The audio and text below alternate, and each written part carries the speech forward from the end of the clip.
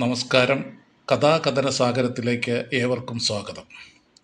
ഭാരതീയർക്ക് ഗംഗ കേവലം ഒരു നദിയല്ല, അതൊരു പുണ്യമാണ്. സ്വർഗത്തിൽ നിന്ന് ഭൂമിയിൽ കൊണ്ടുവന്നൊഴുക്കപ്പെട്ടതാണ് ഗംഗ എന്നാണ് ഹിന്ദു വിശ്വാസം.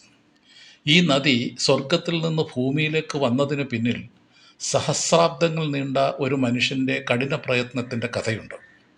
അതാണ് ഇന്ന് നാം പരിചയപ്പെടുന്നത്, ഭഗീരഥ പ്രയത്നം. പണ്ട് സഗരൻ എന്ന രാജാവിന് 60,000 പുത്രന്മാരുണ്ടായിരുന്നു.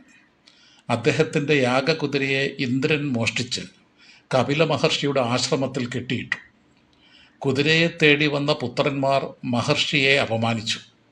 കോപിഷ്ഠനായ മഹർഷിയുടെ കണ്ണുകളിൽ നിന്നുള്ള അഗ്നിയിൽ ആ 60,000 പേരും ഭസ്മമായി മാറി. വർഷങ്ങൾ കടന്നുപോയി. തൻ്റെ പൂർവികർക്ക് മോക്ഷം ലഭിക്കണമെങ്കിൽ ആകാശഗംഗയെ ഭൂമിയിൽ കൊണ്ടുവന്നൊഴുക്കണമെന്ന് ഭഗീരഥൻ മനസ്സിലാക്കുന്നു. അദ്ദേഹം രാജ്യം ഉപേക്ഷിച്ച് ഹിമാലയത്തിൽ കഠിന തപസ് ആരംഭിച്ചു. ഒടുവിൽ ബ്രഹ്മാവ് പ്രത്യക്ഷപ്പെട്ടു.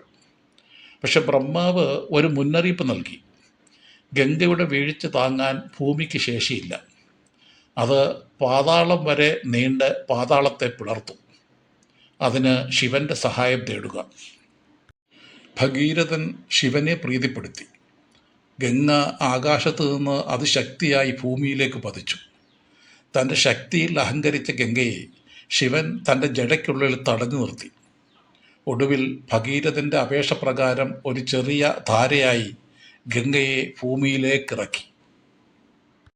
ഭഗീരഥൻ മുന്നിൽ നടന്നു. ഗംഗ അദ്ദേഹത്തെ പിന്തുടർന്നു.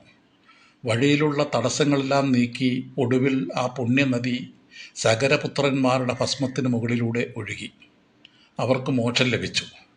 അന്നു മുതൽ ഭഗീരഥൻ കൊണ്ടുവന്ന നദി ഭഗീരഥി എന്ന പേരിലും അറിയപ്പെട്ടു. ഗംഗയെ ആകാശത്ത് നിന്ന് ഭൂമിയിൽ കൊണ്ടുവന്നൊഴുക്കാൻ ഭഗീരഥൻ നടത്തിയ പരിശ്രമത്തെയാണ് ഭഗീരഥ പ്രയത്നം എന്ന പേരിൽ അറിയപ്പെടാൻ തുടങ്ങിയത്. ഈ കഥ നിങ്ങൾക്ക് ഇഷ്ടപ്പെട്ടെന്ന് കരുതുന്നു. കൂടുതൽ നല്ല കഥകൾ കേൾക്കാൻ ഞങ്ങളുടെ ചാനൽ സബ്സ്ക്രൈബ് ചെയ്യുക.